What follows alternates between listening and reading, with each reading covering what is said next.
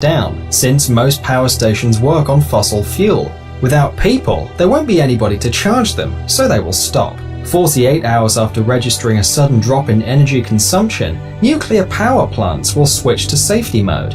Windmills will keep working until the lubricant runs out.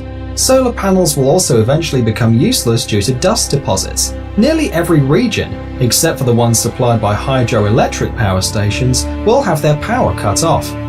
On the west of the United States, the generators of Hoover Dam are activated by the water flow from Lake Mead. Thus, it can be left unattended for several months or even years. 2 or 3 days after we vanish from the planet, most metros in the world are going to be flooded because the pumps that protect them from the underground waters won't work without people. After 10 days, pets locked at home will start dying of starvation and dehydration. Billions of chickens and millions of cows, as well as other farm animals, will be dead. Those who manage to make their way out will enter a ruthless fight for survival. In the brutal world of real wildlife, there won't be a niche for decorative cat and dog breeds, and they will be the first to die out. Bulldogs' short legs and terriers' small jaws are going to become their main and quite likely deadly disadvantages. A few weeks later, there won't be any small dog breeds left anymore. Big dogs will gather in packs and hunt down smaller breeds as well as other animals. About a month after we disappear, all cooling water on nuclear power stations will have evaporated.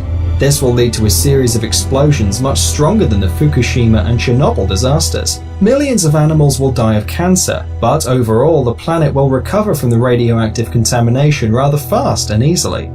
1 year after people disappear, strange stars will start to fall from the sky. During our space history, we took dozens of thousands of objects to the Earth's orbit. The highest satellites will fall after many years. After 25 years, 3/4 or all squares and sidewalks will be covered with vegetation. Where there are plants, there are herbivorous animals, and where there is prey, there is always a predator.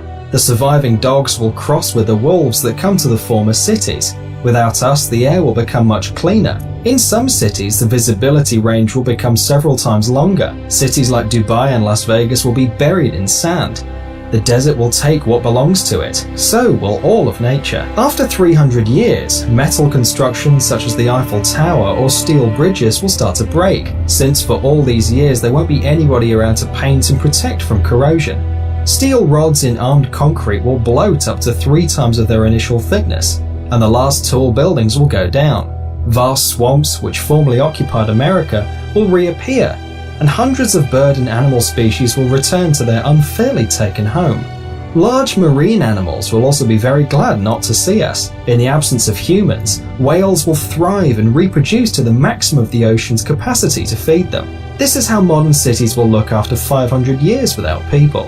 After 10,000 years, the only reminiscence that people were here someday will be the remains of a few stone constructions, among which the pyramids in Egypt and the Great Wall of China. Mount Rushmore National Memorial will be there almost intact for several hundreds of thousands of years.